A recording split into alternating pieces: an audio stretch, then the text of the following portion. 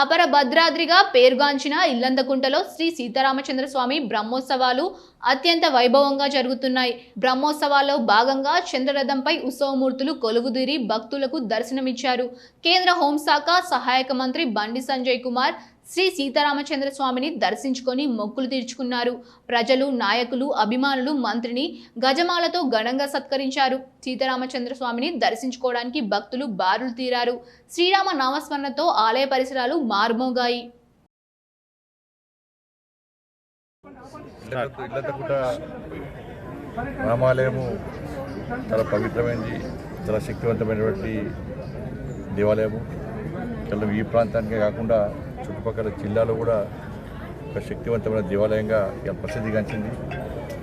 ఆ శక్తి అనేక ప్రాంతాల్లో వ్యాపించి ఉంది. అందుకే భద్రాచలం తర్వాత అత్యంత ఘనంగా సీతారాముల వారి కళ్యాణ మహోత్సవం జరిగేది ఇల్లందకుంటలో అని చెప్పి అనేది అందరూ అనుకునేది వాస్తవము. అందుకే లక్షలాది మంది భక్తులు ఆ కళ్యాణాన్ని వీక్షించడానికి ఇదికి వస్తూ ఉంటారు. చరిత్ర తెలుసు, త్రేతాయుగంలో రాముడు అరణ్యవాసం సందర్భంగా ఈ ప్రాంతంలో నడయాడినటువంటి విషయం వాస్తవం. కాబట్టి అటువంటి ఒక పవిత్రమైనటువంటి శక్తివంతమైనటువంటి ప్రాంతం ఇది. ఈరోజు ఆ కళ్యాణ మహోత్సవంలో భాగంగా రథోత్సవం ప్రతిసారి జరపడం ఆనవాయితీగా వస్తున్నది. ఈ ప్రాంత ప్రజలు అందరూ కూడా ఆ రథోత్సవంలో భక్తి శ్రద్ధలతో పాల్గొనడము, ఒక ధార్మిక వాతావరణంతో ఈ కార్యక్రమాన్ని నిర్వహించుకోవడము, దానిలో ఈరోజు నేను పాల్గొనడం చాలా అదృష్టంగా భావిస్తున్నాను.